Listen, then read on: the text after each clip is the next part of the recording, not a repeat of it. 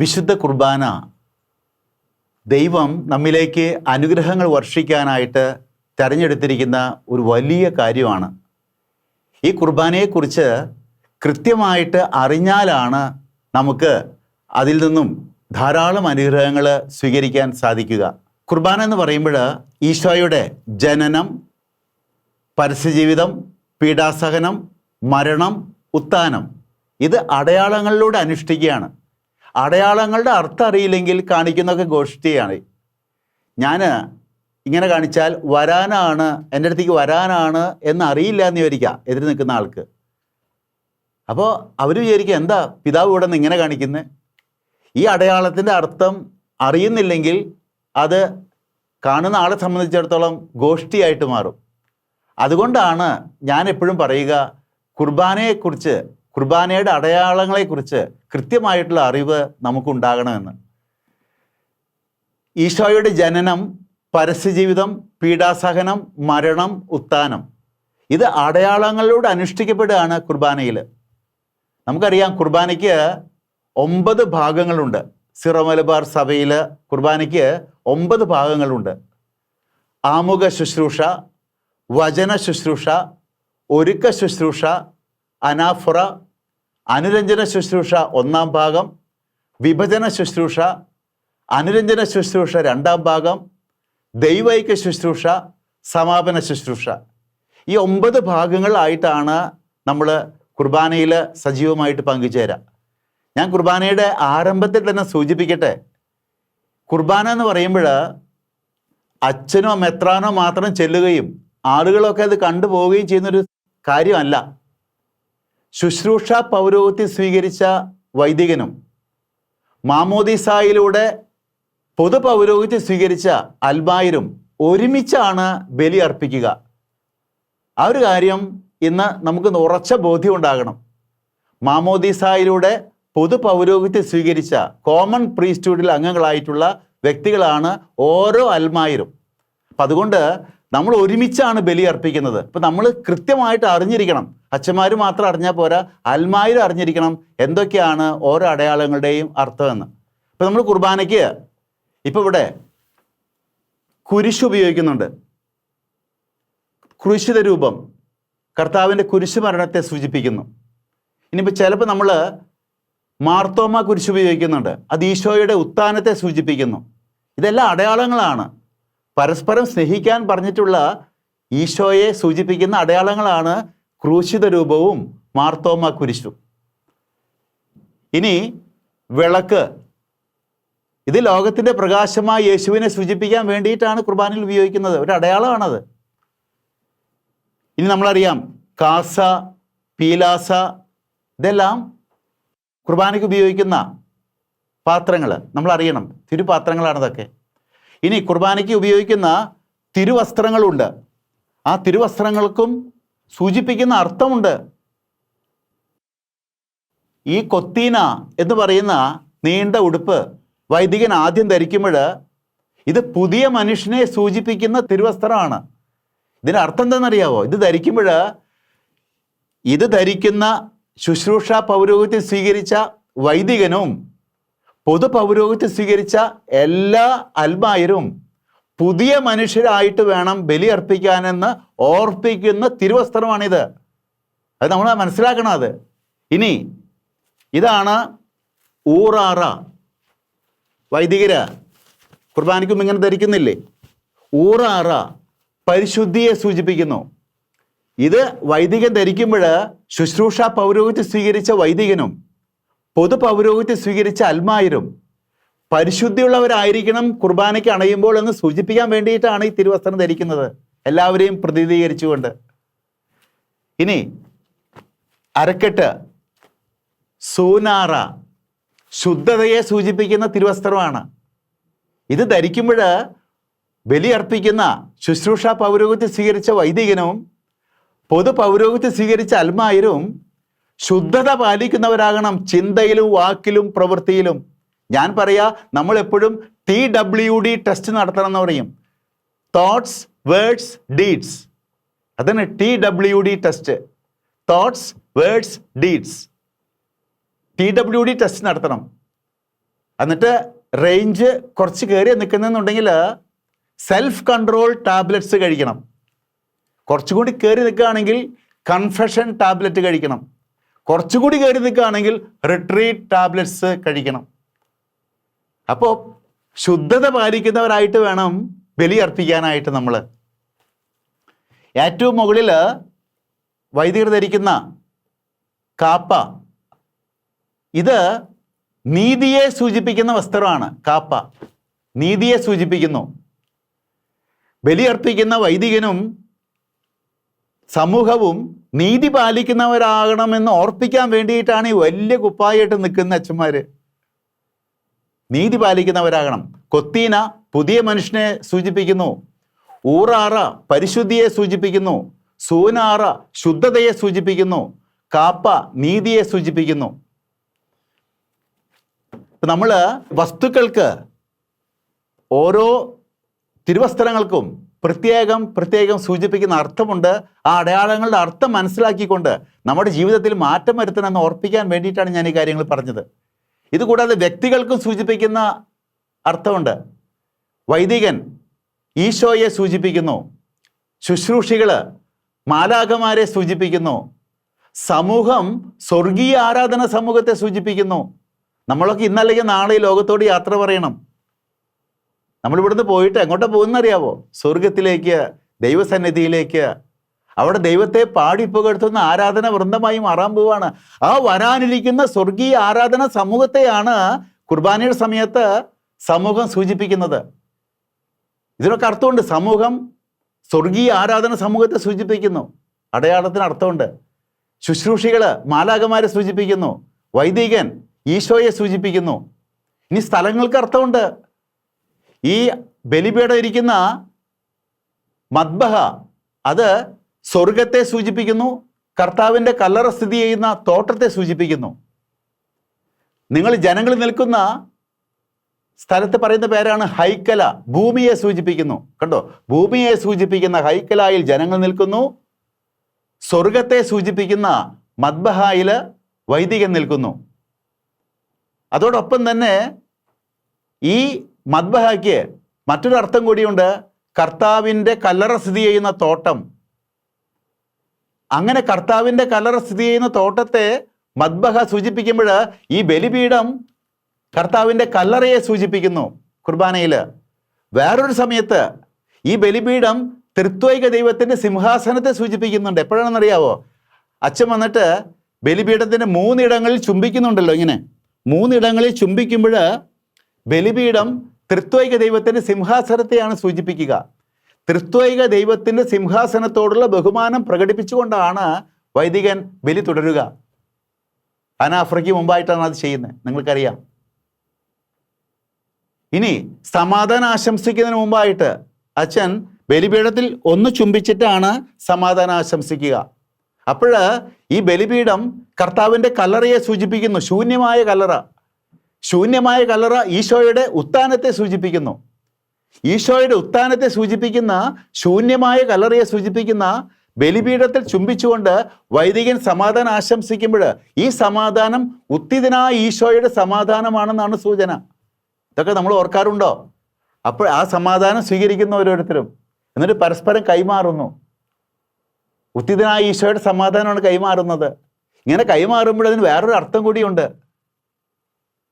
ബലി അർപ്പിക്കാനായിട്ട് ബലിപീഠത്തിലേക്ക് അണയുമ്പോൾ നിന്നോട് ആർക്കെങ്കിലും വിരോധമുണ്ടെന്ന് തോന്നുന്നുണ്ടെങ്കിൽ ബലിവസ്തുക്കൾ ബലിപീഠത്തിൽ വെക്കുക. ആദ്യം പോയി അവനുമായി രമ്യപ്പെട്ടു വാ, എന്നിട്ട് മതി എനിക്ക് നിന്റെ ബലി എന്ന് പറഞ്ഞില്ലേ കർത്താവ് തിരുവചനങ്ങളിൽ? മത്തായി 5:23-24. ഞാൻ അങ്ങോട്ടും ഇങ്ങോട്ടും സമാധാനം കൊടുക്കുമ്പോൾ അതിൻ്റെ അർത്ഥം എന്താണെന്നറിയാവോ? ഈശോയെ എനിക്ക് ഈ ലോകത്തിൽ ആരോടും വെറുപ്പില്ല, വൈരാഗ്യമില്ലെന്ന് പരസ്യമായി പ്രഖ്യാപിക്കുകയാണ്. ഒന്ന് ഓർത്ത് നോക്കിയേ നമ്മുടെ ഉള്ളിലെ ഇരിപ്പും നമ്മൾ ചെയ്യുന്ന ഈ അടയാളത്തിൻ്റെ അർത്ഥവും.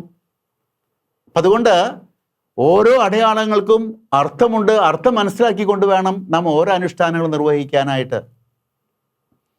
നമ്മൾ തിരുവസ്ത്രങ്ങളെക്കുറിച്ച് കണ്ടു. വിളക്ക്, കുരിശ്, കാസ, പീലാസ് നമ്മൾ ഉപയോഗിക്കുന്ന തിരുപാത്രങ്ങൾ. ഇനി ഞാൻ കുർബാനയുടെ ആദ്യ ഭാഗത്തേക്ക് വരികയാണ്. ആമുഖ ശുശ്രൂഷ. ആമുഖ ശുശ്രൂഷ ആരംഭിക്കുന്നത് തന്നെ അന്നാ പെസഹ എന്നുള്ള ഗാനം ആരംഭിച്ചുകൊണ്ടാണ്. കർത്താവ് നൽകിയ കൽപ്പനയെ ഓർത്തുകൊണ്ടാണ് നമ്മൾ ബലിയർപ്പിക്കാനായിട്ട് ആരംഭിക്കുന്നത്. ആമുഖ ശുശ്രൂഷയുടെ ആദ്യ ഭാഗത്ത് തന്നെ കർത്താവ് നീ അന്ന് പറഞ്ഞില്ലേ ബലി തുടരാനായിട്ട്, ഞങ്ങൾ നിന്റെ കൽപ്പന അനുസരിച്ച് ഒരുമയോടെയാണ് ഈ ബലി അർപ്പിക്കുന്നത് പറഞ്ഞുകൊണ്ടാണ് കുർബാന ആരംഭിക്കുന്നത്. എനിക്ക് വളരെയേറെ വേദനയുണ്ട്. നമ്മൾ എന്തുമാത്രം ആത്മാർത്ഥതയോടെയാണ് നമ്മളെല്ലാവരും, സഭയിൽപ്പെട്ട എല്ലാവരും ഒരുമയോടെയാണ് ബലി അർപ്പിക്കുന്നതെന്ന് പറഞ്ഞുകൊണ്ടിരിക്കുന്നത്. Is it a scandal to the public? മനസ്സിൽ എനിക്ക് ആരോടും ഈ ലോകത്തിൽ വെറുപ്പും വൈരാഗ്യമില്ലെന്ന് ഉറപ്പ് വരുത്തിയിട്ടാണോ ഞാൻ ബലി അർപ്പിക്കുന്നത്? നമ്മളോട് തന്നെ ചോദിക്കാം.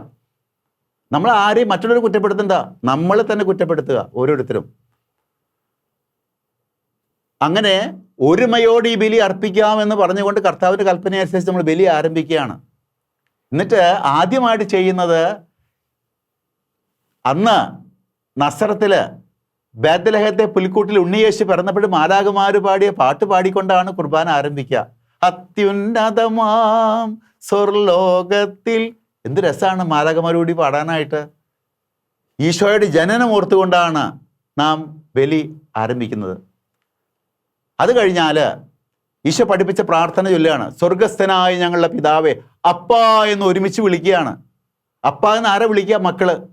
മക്കളാണെങ്കിൽ സഹോദരി സഹോദരന്മാരാണ്.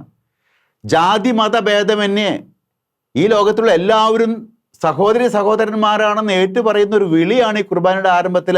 അപ്പാ സ്വർഗസ്ഥനായ ഞങ്ങളുടെ പിതാവേ എന്ന് വിളിക്കുമ്പോൾ ആ ഒരു ചിന്ത എൻ്റെ ഉള്ളിലുണ്ടോ എന്ന് ഒന്ന് ആത്മപരിശോധന ചെയ്യുന്നത് നല്ലതാണ്. ജാതി മതഭേദമന്യേ എല്ലാവരെയും എൻ്റെ സഹോദരി സഹോദരങ്ങളായിട്ട് കാണാൻ എനിക്ക് കഴിയുന്നുണ്ടോ എന്ന് ആത്മപരിശോധന ചെയ്തിട്ട് വേണം ബലിയിൽ സ്വർഗസ്ഥനായ പിതാവ് എന്ന് വിളിച്ചപേക്ഷിക്കാൻ. ഇത് കഴിഞ്ഞ് സങ്കീർത്തനം ആലപിക്കുന്നു. സങ്കീർത്തനം നമുക്കറിയാം, ദാവീദ് ആടുകളെ പുൽത്തകിടിൽ മേയിക്കാൻ വിട്ടിട്ട് ദൈവത്തിൻ്റെ പരിപാലന, തൻ്റെ ജീവിതത്തിൽ ദൈവം നൽകിയ പരിപാലനയെ ഓർത്ത് സങ്കീർത്തനങ്ങൾ ആലപിക്കാറുണ്ട്. ആ ദാവീദിനോട് ചേർന്നാണ് നമ്മൾ ഈ സങ്കീർത്തനം ആലപിക്കുക. നമ്മുടെ ജീവിതത്തിൽ ഒന്ന് പുറകോട്ട് തിരിഞ്ഞു നോക്കിയാൽ എന്തുമാത്രം അനുഗ്രഹങ്ങളാണ് ദൈവം വർഷിച്ചു കൊണ്ടിരിക്കുന്നത്. ആ അനുഗ്രഹങ്ങളെ ഓർത്ത് സങ്കീർത്തനം ആലപിച്ച് നമുക്ക് ദൈവത്തോട് നന്ദി പറയാം. ഈ സങ്കീർത്തനം ആലപനം കഴിഞ്ഞാൽ പിന്നെ വരുന്ന ഉത്ഥാനഗീതം. ഈശോയുടെ ഉത്ഥാനവും മരണശേഷമുള്ള നമ്മുടെ ഉയർപ്പും ഓർക്കുന്ന സമയമാണ് സർവാധിപനാം കർത്താവേ. ആ ഉത്ഥാനഗീതം പാടുമ്പോൾ നമ്മൾ ഈ ലോകത്തിൽ സ്ഥിരമായിട്ടുള്ളവരല്ലെന്നുള്ളൊരു ചിന്തയൊക്കെ കൊണ്ടുവരാൻ നല്ലത്. ആ സമയത്ത് ഞാൻ മരണശേഷം ഉയർത്ത് കർത്താവിൻ്റെ സന്നിധിയിലേക്ക് പോകാനുള്ളവനാണെന്നുള്ള ചിന്ത എനിക്ക് ഇന്നിലേക്ക് ഞാൻ കൊണ്ടുവരണം ഈ സമയത്ത് ഉത്ഥാനഗീതം ആലപിക്കുമ്പോൾ.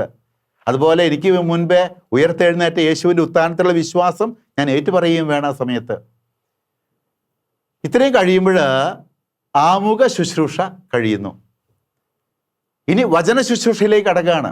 കുർബാനയുടെ രണ്ടാമത്തെ ഭാഗമാണ് വചന ശുശ്രൂഷ. അത് ത്രൈശുദ്ധ കീർത്തനത്തോടു കൂടിയാണ് ആരംഭിക്കുക. സർവേശ, ബലവാനെ, അമർത്യനെ, ഈ 3 വിശേഷങ്ങൾ പറഞ്ഞുകൊണ്ട് ദൈവത്തെ പാടിപ്പുകഴ്ത്തിക്കൊണ്ട് വചനം കേൾക്കാൻ പോകുന്നതിലുള്ള ആനന്ദം പ്രകടിപ്പിക്കുകയാണ് ത്രൈശുദ്ധ കീർത്തനം ആരംഭിക്കുമ്പോൾ. സാധാരണഗതിയിൽ പള്ളികളിലൊക്കെ ചെല്ലുമ്പോൾ കൊച്ചു കുട്ടികൾ കുഞ്ഞി പാവാടയൊക്കെ ഇട്ടിങ്ങനെ ശബ്ദമുയർത്തി പാടിടുവി എന്നൊക്കെ പാടുമ്പോൾ ഇങ്ങനെ ഡാൻസ് ചെയ്യുന്ന കേട്ടു. ശരിക്കും അതാണ് അതിൻ്റെ ആ സമയത്തെ ആ ഉദ്ദേശിക്കുന്ന ചിന്ത. സന്തോഷത്തോടുകൂടി തുള്ളിച്ചാടി പാടുന്ന പാട്ടാണത്. കർത്താവിൻ്റെ വചനം കേൾക്കാൻ പോകുന്നതിലുള്ള ആനന്ദമാണ് അവിടെ പ്രകടിപ്പിക്കുന്നത്. അത് കഴിഞ്ഞാൽ നമ്മൾ വചനം വായിക്കുമ്പോൾ 4 വായനകളാണുള്ളത്. ഒന്ന് പഞ്ചഗ്രന്ഥിയിൽ നിന്നും, പിന്നെ പഞ്ചഗ്രന്ഥി ഒഴികെയുള്ള പഴയ നിയമഭാഗത്ത് നിന്ന് 2ാമത്തെ വായന, ലേഖന ഭാഗത്ത് നിന്ന് 3ാമത്തെ വായന, പിന്നെ സുവിശേഷം. ഈ വചനമൊക്കെ വായിക്കുമ്പോൾ കർത്താവിൻ്റെ ശബ്ദമാണ്, കർത്താവിൻ്റെ വചനമാണ് നാം കേൾക്കുന്നുള്ളൊരു ബോധ്യം നമുക്കുണ്ടാകണം. ഞാനൊരു കുടുംബ യൂണിറ്റിന് ചെന്നപ്പോൾ അവിടെ ചെറിയ സ്പീക്കറൊക്കെ വെച്ചിട്ടുണ്ട്. ഒരു വീട്ടിൽ അതിൻ്റെ ഒരു ബോക്സ് ആ മുറിയുടെ മൂലയ്ക്ക് വെച്ചിട്ടുണ്ട്. ഒരു കുഞ്ഞു കൊച്ച് ആ സ്പീക്കറിൻ്റെ അടുത്ത് പോയിരിക്കും ചെവി വെച്ചിട്ട്. ആ കുട്ടിയുടെ അപ്പനാണ് ആ യൂണിറ്റിലെ ട്രഷറർ. അദ്ദേഹം വന്ന് മൈക്രോഫോൺ എടുത്ത് കണക്ക് വായിച്ചുകൊണ്ടിരിക്കുമ്പോൾ ഞാൻ നോക്കി ആ കൊച്ചുകുട്ടി സ്പീക്കറിൽ കൂടെ വരുന്ന സൗണ്ട് കേട്ടിട്ട് അവളെ ഇരുന്ന് ഒന്നുകാലം തുള്ളിച്ചാടി ചിരിച്ചുകൊണ്ടിരിക്കുന്നു. കാരണം അപ്പൻ്റെ ആ സൗണ്ട് കേൾക്കുമ്പോൾ സന്തോഷം. വാസ്തവത്തിൽ കർത്താവിൻ്റെ വചനം കുർബാനയിൽ വായിച്ച് കേൾക്കുമ്പോൾ ആ കുഞ്ഞു കൊച്ചിനുള്ള സന്തോഷം നമുക്കുണ്ടാകണം. എൻ്റെ അപ്പൻ്റെ വചനമാണ് ഞാൻ കേട്ടുകൊണ്ടിരിക്കുന്നത്, അങ്ങനെ ഉണ്ടോ നമുക്ക് എന്നുള്ള ചിന്തിക്കാൻ വേണ്ടിയിട്ടാണ് ഞാൻ ഈ ഒരു കാര്യം ഇവിടെ സൂചിപ്പിച്ചത്. അത് കഴിഞ്ഞ് കാറോസൂസ പ്രാർത്ഥന ചൊല്ലുമ്പോൾ നമ്മൾ വായിച്ചു കേട്ട വചനത്തിൻ്റെ വെളിച്ചത്തിൽ പ്രാർത്ഥിക്കുന്നു, പ്രതികരിക്കുന്നു. അതാണ് കാറോസൂസ പ്രാർത്ഥന. ഇത്രയും കഴിയുമ്പോൾ വചന ശുശ്രൂഷ കഴിഞ്ഞു, രണ്ടാമത്തെ ഭാഗം കഴിഞ്ഞു. മൂന്നാമത്തെ ഭാഗമാണ് ഒരുക്ക ശുശ്രൂഷ. ഒരുക്ക ശുശ്രൂഷയിൽ നമ്മൾ കാസയിൽ വീഞ്ഞൊഴിക്കുമ്പോൾ ഈശോ രക്തം ചിന്തിയതിനെയാണ് സൂചിപ്പിക്കുക. പിന്നെ 2 തുള്ളി വെള്ളം ഒഴിക്കുന്നുണ്ട്. കർത്താവിൻ്റെ തിരുവിലാവ് കുന്തം കൊണ്ട് പിളർന്നപ്പോൾ അവിടുന്ന് രക്തവും വെള്ളവും ഒഴുകിയ സംഭവമാണ് നമ്മൾ ഓർക്കുക. തന്നെയല്ല, വീഞ്ഞ് ഈശോയെ സൂചിപ്പിക്കുന്നു, വെള്ളം നമ്മളെ സൂചിപ്പിക്കുന്നു. വീഞ്ഞും വെള്ളവും കൂടി കലരുന്ന പോലെ ഞാനും യേശുവും ഒന്നായി ചേർന്ന് ബലിയർപ്പിക്കണം എന്നുള്ള സൂചന കൂടി ഈ അനുഷ്ഠാനത്തിലുണ്ട്. അത് കഴിഞ്ഞാൽ നമ്മൾ പീലാസയിൽ കുരിശടയാളത്തിൽ ഓസ്തി വയ്ക്കുന്നുണ്ട്. ഈശോയെ യൂതന്മാർക്ക് ഏൽപ്പിച്ചു കൊടുക്കുന്നു. ആ ഒരു സംഭവം പ്രത്യേകമായിട്ട് ഓർക്കുന്ന നിമിഷമാണത്. കാസിയും പിലാസയും ഇങ്ങനെ ഉയർത്തിപ്പിടിച്ചുകൊണ്ട് ബലിപീഠത്തിന് നടുവിലേക്ക് വൈദികൻ വരുമ്പോൾ കാൽവരി കുന്നിലേക്ക് കുരിശ് ചുമന്ന് പോകുന്ന യേശുവിൻ്റെ പീഡാനുഭവ രംഗമാണ് നാം ഓർക്കുക. കാഴ്ചവെപ്പിൻ്റെ സമയത്ത് കാസിയും പിലാസയും കുരിശാകൃതിയിൽ ഉയർത്തുമ്പോൾ ഈശോയുടെ കുരിശുമരണം കാസിയും പിലാസിയും ബലിപീഠത്തെങ്കിൽ ഇറക്കി വയ്ക്കുമ്പോൾ കർത്താവിൻ്റെ മൃതശരീരം കല്ലറയിൽ സംസ്കരിക്കുന്നു. ശോശപ്പ് കൊണ്ട് ബലിവസ്തുക്കൾ മൂടുമ്പോൾ കർത്താവിൻ്റെ കല്ലറവാതിൽ കല്ലുരുട്ടി മൂടുന്നു. ഇങ്ങനെ ഓരോ അനുഷ്ഠാനങ്ങൾക്കും കുർബാനയിൽ അർത്ഥമുണ്ട്. നമ്മൾ ഈ അനുഷ്ഠാനങ്ങളുടെ അർത്ഥം മനസ്സിലാക്കി കൊണ്ടുവേണം ബലിയിൽ പങ്കുചേരാനായിട്ട്. ഞാൻ നേരത്തെ സൂചിപ്പിച്ചു, ഈ ഒരുക്ക ശുശ്രൂഷയിൽ നമ്മൾ പ്രത്യേകമായിട്ട് നമ്മളെ ഓരോരുത്തരെയും നമ്മുടെ കുടുംബങ്ങളെയും എല്ലാവരെയും സമർപ്പിച്ചുകൊണ്ട് ഈ അപ്പത്തോടും വീഞ്ഞിനോടും ചേർത്ത് സമർപ്പിക്കണം കർത്താവിന്. ഈ അപ്പവും വീഞ്ഞും മറ്റൊരു കാര്യം കൂടി നമ്മൾ ഓർപ്പിക്കുന്നുണ്ട്. അനേകം ഗോതമ്പ് മണികൾ ഒരുമിച്ച് ചേർന്നാണ് ഈ അപ്പം ഉണ്ടാകുന്നത്. ഇത് നമ്മുടെ അധ്വാന ഫലമാണ് ഗോതമ്പ്. അനേകം ഗോതമ്പ് മണികൾ ഒരുമിച്ച് കൂടി അപ്പമുണ്ടാകുന്നു. ഇത് സൂചിപ്പിക്കുന്നത് നമ്മൾ ഓരോരുത്തരും ഓരോ ഗോതമ്പ് മണി പോലെയാണ്. നമ്മളെല്ലാവരും ഒരുമിച്ച് കൂടി കർത്താവിൻ്റെ ശരീരമായി മാറാനുള്ളവരാണ്. നമ്മുടെ അധ്വാനം നാം സമർപ്പിക്കണം. നമ്മുടെ അധ്വാന ഫലമാണ് ഈ ഗോതമ്പപ്പം. സ്നേഹവും ഐക്യവും നമ്മിൽ ഉണ്ടാകണം. അതും ഈ ഗോതമ്പപ്പം നമ്മെ ഓർപ്പിക്കുന്നുണ്ട്. വീഞ്ഞ് അനേകം മുന്തിരിപ്പഴങ്ങൾ ഞെക്കിപ്പിഴിഞ്ഞ് ആ മുന്തിരിച്ചാറാണ് വീഞ്ഞായിട്ട് മാറുന്നത്. അതുപോലെ നമ്മൾ ഓരോരുത്തരും സഹനങ്ങളെല്ലാം ഏറ്റെടുത്ത് സ്നേഹത്തിലും ഐക്യത്തിലും ഒന്നായി ചേർന്ന് യേശുവിൻ്റെ രക്തമായി മാറണം. നമ്മളൊക്കെ കർത്താവിൻ്റെ മിസ്റ്റിക്കൽ ബോഡിയാന്ന് പറയും. കർത്താവ് ശിരസ്, നമ്മളൊക്കെ അവയവങ്ങൾ. ഒരവയവത്തിന് വേദന വന്നാൽ അത് നമ്മുടെ ശരീരത്തെ മുഴുവൻ ബാധിക്കണം. അതാണ് മിസ്റ്റിക്കൽ ബോഡി, ഭൗതിക ശരീരം കർത്താവിൻ്റെ. ഈ അപ്പവും വീഞ്ഞും നമ്മൾ ഓർപ്പിക്കുന്ന വലിയൊരു കാര്യം ഇക്കാര്യമാണ്. ഒരുക്ക ശുശ്രൂഷയിൽ നമ്മൾ തോമാസ് ലീഗ, രക്തസാക്ഷികൾ, വിശുദ്ധർ, മാതാവ്, ഔസപിതാവ് ഇവരൊക്കെ ഓർക്കുന്ന ദിവ്യരഹസ്യഗീതം ആലപിക്കുന്നുണ്ട്. ഒരുക്ക ശുശ്രൂഷ കഴിഞ്ഞാൽ 4ാമത്തെ ഭാഗമാണ് അനാഫുറ. അനാഫുറയിൽ 4 ഭാഗങ്ങളുണ്ട്. അനാഫുറയുടെ ആദ്യത്തെ ഭാഗം പിതാവായ ദൈവത്തെ സൂചിപ്പിക്കുന്ന പ്രണാമജപ പ്രാർത്ഥനയാണ്. നീണ്ട പ്രാർത്ഥന, പ്രണമിച്ചുകൊണ്ട് ചെല്ലുന്ന പ്രാർത്ഥന എന്നാണ് അതിൻ്റെ സൂചന. അതിൻ്റെ അവസാനമാണ് വൈദികൻ, കാർമ്മികൻ ബലിപീഠം ചുംബിച്ചുകൊണ്ട് സമാധാനം ആശംസിക്കുന്നത്. ഞാൻ നേരത്തെ നിങ്ങളോട് പറഞ്ഞു, ബലിപീഠം കർത്താവിൻ്റെ കല്ലറയെ സൂചിപ്പിക്കുന്നു. ശൂന്യമായ കല്ലറ ഉത്തിതനായ ഈശോയുടെ ഉത്ഥാനത്തെ സൂചിപ്പിക്കുന്നു. ഈശോയുടെ ഉത്ഥാനത്തെ സൂചിപ്പിക്കുന്ന ശൂന്യമായ കല്ലറയെ സൂചിപ്പിക്കുന്ന ബലിപീഠത്തിൽ ചുംബിച്ചുകൊണ്ട് വൈദികൻ സമാധാനം ആശംസിക്കുമ്പോൾ ഉത്തിതനായ ഈശോയുടെ സമാധാനമാണ് കൈമാറുന്നത്. അത് പരസ്പരം കൈമാറുമ്പോൾ ആരോടും വെറുപ്പും വൈരാഗ്യമില്ലെന്ന് ഉറപ്പുവരുത്തുകയാണെന്ന് നമ്മൾ നേരത്തെ കണ്ടു. ഈ സമാധാനാശംസ 1ാമത്തെ പ്രണാമജപം കഴിഞ്ഞു വരുന്നു. ഇത് കഴിഞ്ഞാൽ രണ്ടാമത്തെ പ്രണാമജപം ത്രിത്വൈക ദൈവത്തെ സൂചിപ്പിക്കുന്ന പ്രണാമജപമാണ്. പിതാവും പുത്രനും പരിശുദ്ധാത്മാവുമായ ത്രിത്വൈക ദൈവത്തെ പ്രത്യേകമായിട്ട് ഓർത്തുകൊണ്ട് ചൊല്ലുന്ന പ്രണാമജപ പ്രാർത്ഥനയുടെ സമാപനത്തിലാണ് ഓശാന ഗീതം വരിക.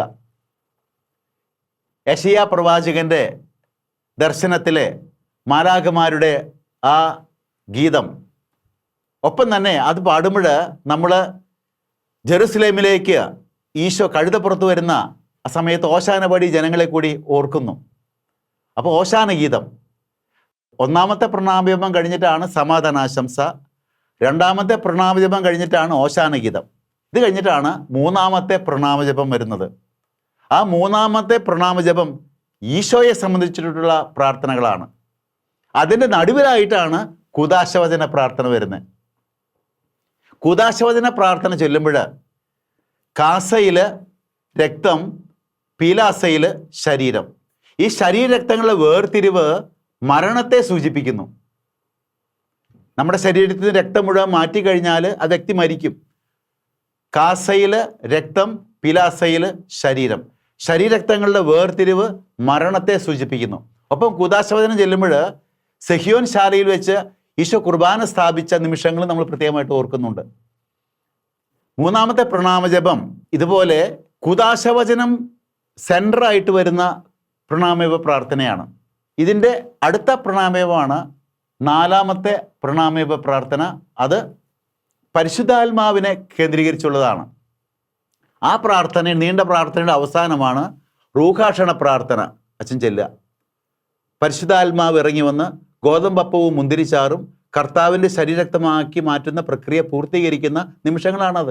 ദ ഹോൾ അനാഫ്ര ഈസ് കോൺസെക്രേറ്ററി എന്ന് പറയുമ്പോൾ അനാഫ്രയുടെ ആരംഭം മുതൽ അവസാനം വരെ മുന്തിരിച്ചാറും ഗോതമ്പപ്പവും കർത്താവിൻ്റെ ശരീരക്തമായി മാറുന്ന പ്രക്രിയ നടക്കുന്നെന്നാണ് സൂചന. അതുകൊണ്ട് വളരെ പ്രാധാന്യം അറിയിക്കുന്നു അനാഫ്ര മുഴുവനും. ഇനി അനാഫ്ര കഴിഞ്ഞാൽ അടുത്ത ഭാഗമാണ് അനുരഞ്ജന ശുശ്രൂഷ ഒന്നാം ഭാഗം. അനുരഞ്ജന ശുശ്രൂഷ ഒന്നാം ഭാഗം ദൈവവും മനുഷ്യനുമായുള്ള ബന്ധത്തിൽ വന്ന മുറിവുണക്കുന്ന ഭാഗമാണ്. ദൈവമേ, അങ്ങയുടെ കൃപയ്ക്കൊത്ത വിധം എന്നോട് കരുണ തോന്നണമേ എന്ന് പറഞ്ഞുകൊണ്ട് പ്രാർത്ഥിക്കുകയാണ്. ഞാനും ദൈവവുമായുള്ള ബന്ധത്തിൽ വന്ന മുറിവുണക്കുന്ന ഭാഗമാണ്. നമ്മൾ ഏതൊരു പാപം ചെയ്യുമ്പോഴും ദൈവവുമായുള്ള ബന്ധം മുറിയും, മനുഷ്യനുമായുള്ള ബന്ധം മുറിയും. ഈ രണ്ട് തലത്തിലുള്ള മുറിവുണക്കൽ കുർബാനയിലുണ്ട്. ഈ രണ്ട് തലത്തിൽ മുറിവുണക്കുന്ന ഭാഗങ്ങളാണ് അനുരഞ്ജന ശുശ്രൂഷ ഒന്നാം ഭാഗവും അനുരഞ്ജന ശുശ്രൂഷ രണ്ടാം ഭാഗവും. അനുരഞ്ജന ശുശ്രൂഷ രണ്ടാം ഭാഗത്ത് കലഹം മാറ്റാം, ഭിന്നത നീക്കിയിടാം, അവിടെ മനുഷ്യനുമായുള്ള ബന്ധത്തിൽ വന്ന മുറിവുണക്കുന്ന ഭാഗമാണ്. ഇവിടെ ദൈവവും മനുഷ്യനുമായുള്ള ബന്ധത്തിൽ വന്ന മുറിവുണക്കുന്ന ഭാഗമാണ്. ദൈവമേ, അങ്ങയുടെ കൃപയ്ക്കൊത്ത വിധം എന്നോട് കരുണ തോന്നണമേ. അവിടെ കലഹം മാറ്റാം, ഭിന്നത നീക്കാം, സ്നേഹത്തിലാകാം, ആ ഒരു ചിന്ത. മനുഷ്യനുമായുള്ള ബന്ധത്തിൽ വന്ന മുറിവുണക്കുന്ന ഭാഗം.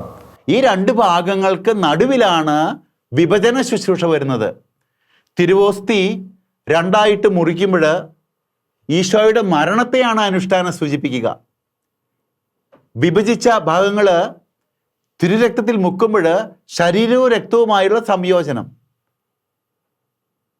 പിന്നെ വിഭജിച്ച ഭാഗങ്ങൾ ചേർത്ത് പിടിക്കുമ്പോൾ ഈശോയുടെ ഉത്ഥാനം. ഇവിടെ കർത്താവിൻ്റെ മരണവും ഉത്ഥാനവും അടയാളങ്ങളിലൂടെ അനുഷ്ഠിക്കപ്പെടുകയാണ്. ഓർക്ക മാത്രമല്ല, എനിക്കിത് എങ്ങനെയാണ് പറഞ്ഞു പിടിപ്പിക്കുന്നതെന്ന് അറിയത്തില്ല. Actually taking place. അത്രയും പ്രാധാന്യമുണ്ട് കുർബാനയിൽ. കർത്താവിൻ്റെ കുരിശുമരണവും ഉത്ഥാനവും, അന്ന് കാൽവരിക്കുന്നിൽ കർത്താവ് കുരിശിൽ മരിച്ചില്ലേ, ഈശോ അവിടെ ഉത്ഥാനം ചെയ്തില്ലേ, അത് ഇവിടെ ഈ അൾത്താരയിൽ കുർബാനയിൽ it's actually taking place through these signs of bread and wine. അത്രയും വിശ്വാസത്തോടുകൂടിയാണ് കുർബാനയിൽ പങ്കുചേരാനായിട്ട്.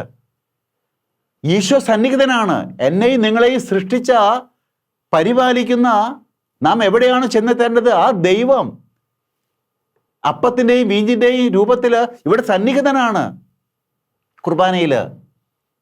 ആ ഈശോയുടെ സാന്നിധ്യം ഉൾക്കൊണ്ടാൽ ഒരിക്കലും മനസ്സിൽ ചെറിയൊരു വെറുപ്പോ വൈരാഗ്യമോ വെച്ച് ബലി അർപ്പിക്കാൻ പറ്റില്ല ശരിക്കുള്ള വിശ്വാസമുള്ള ഒരാൾക്ക്. കാരണം പൗലോസ്ലീഹ പറയുന്നുണ്ട്, അയോഗ്യതയോടെ ഈ അപ്പം ഭക്ഷിക്കുന്നവൻ ശിക്ഷാവിധിയാണ് ഭക്ഷിക്കുക, പാനം ചെയ്യുക എന്ന്. അനുരഞ്ജന ശുശ്രൂഷയിൽ നമ്മൾ മനസ്സിലെ എല്ലാ കറകളും നീക്കിക്കളയണം. എന്നോട് ആരൊക്കെ എന്തൊക്കെ ചെയ്താലും ഞാനതെല്ലാം മറക്കാനും പൊറുക്കാനും തയ്യാറാകണം. അല്ലെങ്കിൽ ഇറ്റ്സ് എ പബ്ലിക് സ്കാൻഡൽ. പ്രത്യേകിച്ച് ഞങ്ങൾ മെത്രാന്മാരും വൈദികരും സമർപ്പിതരും ഒക്കെ എന്തെങ്കിലും ചെറിയൊരു വ്യക്തിബന്ധങ്ങളിൽ മുറിവുകളായിട്ട് ബലിയർപ്പിച്ചാൽ അത് വലിയൊരു ഉതപ്പാണ് സമൂഹത്തിന്. അതൊരു വിശ്വാസക്കുറവാണ് ശരിക്കും. അപ്പം അതുകൊണ്ട് ഉത്തിതനായ യേശുവിനെ ഇവിടെ തിരുവോസ്തിയിൽ വിശ്വാസത്തിന്റെ കണ്ണുകൾ തുറന്ന് കാണാൻ എനിക്ക് സാധിക്കണം. എമ്മാവുസിലേക്ക് പോയി ശിഷ്യന്മാർ തിരുവോസ്തി സ്വീകരിച്ചു കഴിഞ്ഞപ്പോൾ അവരെ കണ്ണു തുറക്കപ്പെട്ടു, യേശുവിനെ കണ്ടു എന്ന് വ്യക്തമായിട്ട് പറയുന്നു. എൻ്റെ വിശ്വാസത്തിന്റെ കണ്ണുകൾ തുറന്ന് യേശുവിനെ കാണാൻ എനിക്ക് കഴിയണം. ഇതാ യഥാർത്ഥത്തിൽ ഈശോയുടെ സന്നിഹിതനാകുന്നു.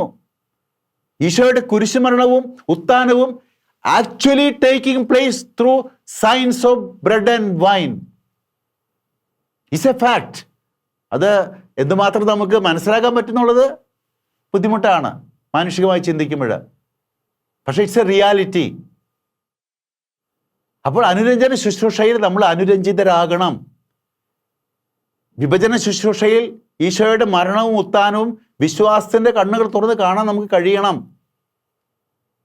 ഇത് കഴിഞ്ഞാലാണ് അടുത്ത ഭാഗമാണ് ദൈവൈക്യ ശുശ്രൂഷ. നമ്മൾ വീണ്ടും രണ്ടാമത്തെ സ്വർഗസ്ഥനായ പിതാവേ എന്ന പ്രാർത്ഥന ചെല്ലുമ്പോൾ അപ്പാ എന്ന് രണ്ടാമത്തെ വിളി വിളിക്കുന്നു. ഇവിടെ വേറെ അർത്ഥമാണ് അപ്പ എന്നുള്ള വിളിക്ക്. ഞങ്ങളൊക്കെ പാപം മൂലം ദൈവമക്കളുടെ സ്ഥാനം നഷ്ടപ്പെട്ടിരിക്കുകയായിരുന്നു. അനുരഞ്ജന ശുശ്രൂഷയിലൂടെ നീ ഇതാ ഞങ്ങളെ വീണ്ടും മക്കളാക്കി മാറ്റി. അതുകൊണ്ട് ഞങ്ങളിപ്പോൾ യോഗ്യതയോടെ വിളിക്കുകയാണ്, അപ്പാ സ്വർഗസ്ഥനായി ഞങ്ങളുടെ പിതാവേ. കണ്ടോ? ഈ മാറ്റങ്ങളൊക്കെ നമ്മുടെ ജീവിതത്തിൽ സംഭവിക്കണം കുർബാനയിൽ പങ്കുചേരുമ്പോൾ. ഇത് ചുമ്മാ വന്ന് കണ്ടുപോകുന്നൊരവസ്ഥയല്ല. ഈ കൊറോണ കാലത്ത് നമ്മൾ മീഡിയ വഴി ടി വിയിലൊക്കെ കുർബാന കണ്ട് അറിയാതെ ജീവിതബന്ധിയല്ലാത്തൊരു കുർബാന സ്റ്റൈലിലേക്ക് കുറേ പേരെങ്കിലും വന്നോന്ന് എനിക്കൊരു സംശയമുണ്ട്. നമ്മൾ ഞാൻ ജീവിതബന്ധിയാക്കി മാറ്റണം. എൻ്റെ ജീവിതത്തിൽ മാറ്റം മാറണം, മാറ്റം വരുത്തണം. വിശ്വാസത്തോടുകൂടി ഈശോയെ സ്വീകരിക്കണം. തീർച്ചയായിട്ടും അത്ഭുതങ്ങൾ നടക്കും. അടുത്ത ഭാഗമാണ് ഈശോയെ സ്വീകരിക്കുന്ന ഭാഗം. അതിൽ തുടക്കത്തിലാണ് നമ്മൾ ദൈവൈക്യ ശുശ്രൂഷ. അതിലാണ് നമ്മൾ സ്വർഗസ്ഥനായ പിതാവേ, നഷ്ടപ്പെട്ട ദൈവമക്കളുടെ സ്ഥാനം വീണ്ടും കിട്ടിയ മക്കളിതാ വിളിക്കുന്നു അപ്പാ. അതിനുശേഷമാണ് നമ്മൾ ഈശോയെ സ്വീകരിക്കുക. കുർബാനയിൽ പങ്കുചേരുമ്പോഴൊക്കെ കുർബാന സ്വീകരിക്കണം. കാരണം ഈശോ കുർബാന സ്വീകരിക്കാത്തൊരു കുർബാന സ്ഥാപിച്ചിട്ടില്ല. ഇതെൻ്റെ ശരീരമാകുന്നു, രക്തമാകുന്നു, നിങ്ങളിത് വാങ്ങി ഭക്ഷിക്കുക, പാനം ചെയ്യുക. അപ്പോൾ ചിലർ ചോദിക്കും, പിതാവേ ഞങ്ങൾക്ക് എല്ലാവർക്കും തിരുരക്തം തരുന്നില്ലല്ലോ. നിങ്ങൾ ശ്രദ്ധിച്ചോ? വിഭജന ശുശ്രൂഷയിൽ വിഭജിച്ച ഭാഗങ്ങൾ തിരുരക്തത്തിൽ മുക്കുമ്പോൾ ശരീരവും രക്തവുമായുള്ള സംയോജനം നടക്കുന്നുണ്ട്. അപ്പോൾ നിങ്ങൾ തിരുശരീരം മാത്രം സ്വീകരിച്ചാലും ഇരു സാദൃശ്യങ്ങളിലാണ് സ്വീകരിക്കുന്നത്. ഇനി എവിടെയെങ്കിലും സാധ്യതയുണ്ടെങ്കിൽ ഇരു സാദൃശ്യങ്ങളിൽ കൊടുത്താലും വിരോധമില്ല, കുറച്ച് പേരൊക്കെ ഉള്ളെങ്കിൽ, സൗകര്യമുണ്ടെങ്കിൽ. അപ്പോൾ കർത്താവിൻ്റെ ശരീരവും രക്തവും സ്വീകരിച്ച് ശക്തി പ്രാപിക്കുകയാണ്. ഈ അമ്മമാർ കുഞ്ഞുങ്ങളെയൊക്കെ ഒരുക്കി വിടില്ലേ സ്കൂളിലേക്ക്, ജോലിക്കൊക്കെ, ചോറൊക്കെ കൊടുത്ത്. അതുമാതിരി ഈശോ ഒരു ദിവസത്തിൽ 24 മണിക്കൂറിൽ ഒന്നാമത്തെ മണിക്കൂറിൽ പള്ളിയിലേക്ക് വിളിച്ചു വരുത്തി തൻ്റെ ശരീരവും രക്തവുമാകുന്ന ഭക്ഷണവും പാനീയവും നൽകിക്കൊണ്ട് നമ്മുടെ മസിൽ ഉറപ്പിച്ച് വിടുകയാണ്. 23 മണിക്കൂർ, ബാക്കിയുള്ള 23 മണിക്കൂർ നീണ്ടു നിൽക്കുന്ന ഒരു കാര്യത്തിന് വേണ്ടിയാണ് വിടുന്നത്. നമ്മുടെ കുർബാനയുടെ ദൈർഘ്യം ഒരു ദിവസം 24 hours ആണ്, 24 മണിക്കൂറാണ്. അതാണ് ബലിജീവിതം എന്ന് പറയുന്നത്. അതിൻ്റെ ആദ്യ മണിക്കൂറാണ് പള്ളിയിൽ കർത്താവ് വിളിച്ചു വരുത്തി തൻ്റെ ശരീരവും രക്തവുമാകുന്ന ഭക്ഷണവും പാനീയവും തന്ന് നമ്മുടെ മസിലൊക്കെ ഉറപ്പിച്ച് വിടുകയാണ്. എന്തിനാണെന്നറിയാവോ? കുർബാനയുടെ രണ്ടാം ഭാഗത്തേക്ക്, 23 മണിക്കൂർ നീണ്ടു നിൽക്കുന്ന കുർബാനയുടെ രണ്ടാം ഭാഗത്തേക്ക്, ദിവസത്തിൽ 23 മണിക്കൂർ നീണ്ടു നിൽക്കുന്ന ഭാഗമാണത്. അതാണ് സമാപന ശുശ്രൂഷയിൽ നമ്മൾ കാണുക. ആശീർവദിച്ചയക്കുന്നു ആളുകളെ. എന്തിനാണെന്നറിയാവോ? ലൂക്ക 10:25-37 പറയുന്നുണ്ട് നല്ല ശമറായൻ്റെ ഉപമ. എന്നിട്ട് പറയുന്നോ, നീയും പോയി അതുപോലെ ചെയ്യുക എന്ന് പറയുന്നില്ലേ? അതെ, സമാപന ആശീർവാദം. നല്ല ശമറായനെ പോലെ അവശത അനുഭവിക്കുന്നവൻ്റെ അടുത്ത് എന്ന് അവന് ശുശ്രൂഷ ചെയ്യാനായിട്ട് നിന്നെ അനുഗ്രഹിച്ചയക്കുന്ന ഭാഗമാണ് കുർബാനയുടെ അവസാന ഭാഗം, സമാപന ശുശ്രൂഷ. നമ്മുടെയൊക്കെ കുർബാന പള്ളിയിൽ കഴിഞ്ഞു. പിന്നെ ചില പള്ളികൾ കണ്ടിട്ടുണ്ട്, നല്ല ചെരുപ്പുണ്ടെങ്കിൽ അതെടുത്തിട്ട് പോവാ. കുർബാനയുടെ സമാപനം അവിടെയല്ല. കുർബാനയുടെ സമാപനം 24 മണിക്കൂറും നീണ്ടു നിൽക്കുന്നതാണ്. അതൊക്കെ 24 മണിക്കൂർ കഴിയുമ്പോഴേ കുർബാന തീരുന്നുള്ളൂ ഒരു ദിവസം. അവശരിലേക്ക് തിരിയണം. ആ തിരിച്ചലില്ലാത്തത് കൊണ്ടാണ് ഇന്നത്തെ നമ്മുടെ നട്ടം തിരിച്ചിലൊക്കെ. ലൂക്ക 3:11 പറയുന്നു, രണ്ടുടുപ്പുള്ളവൻ ഒന്നും ഇല്ലാത്തവന് കൊടുക്കട്ടെ, ഭക്ഷണമുള്ളവൻ അങ്ങനെ ചെയ്യട്ടെ. രണ്ടുടുപ്പുള്ളവൻ ഒന്നും ഇല്ലാത്തവന് കൊടുക്കുന്നില്ലെങ്കിൽ, ഭക്ഷണമുള്ളവൻ അങ്ങനെ ചെയ്യുന്നില്ലെങ്കിൽ നമ്മളാരും സ്വർഗരാജ്യത്തിന് അവകാശികളാവുകയില്ല. മറക്കണ്ട. മത്തായി 25:40 പറയുന്നുണ്ട്, എനിക്ക് ദാഹിച്ച് കുടിക്കാൻ തന്നോ, വിശന്ന് ഭക്ഷിക്കാൻ തന്നോ. നിങ്ങൾ ഓർക്കുന്നുണ്ടാകും. ഈ എളിയയിൽ ഒരു ചെയ്തപ്പോൾ എനിക്ക് തന്നെയാണ് ചെയ്തത്. ഈശോയ്ക്ക് ചെയ്യുന്നതാണ് നീ പാവപ്പെട്ടവരെ സഹായിക്കുമ്പോൾ. ജാതിയും മതവും നോക്കാതെ അവശത അനുഭവിക്കുന്നവനെ കണ്ടെത്തി അവനെ സഹായിക്കണം. അതിന് നിന്നെ ശക്തിപ്പെടുത്തുന്ന കുർബാന മാത്രമാണ്. അവശരിൽ യേശുവിനെ കണ്ടുകൊണ്ട് എമ്മാവുസിലേക്ക് പോയ ശിഷ്യന്മാര് യേശുവിനെ, ഉത്തിതനായ യേശുവിനെ കണ്ണുകൾ തുറന്ന് കണ്ടതുപോലെ പാവപ്പെട്ടവന്റെ മുഖത്ത്, അവശത അനുഭവിക്കുന്നവന്റെ മുഖത്ത് യേശുവിനെ കണ്ടുകൊണ്ട് അവനെ സഹായിക്കാൻ വേണ്ടി നിന്റെ മസിൽ ഉറപ്പിച്ചു വിടുന്ന കൂദാശയാണ് കുർബാന എന്ന കൂദാശ. ഈ തിരിച്ചല് നമുക്കുണ്ടാകണം, അവശരിലേക്കുള്ള തിരിച്ചല്.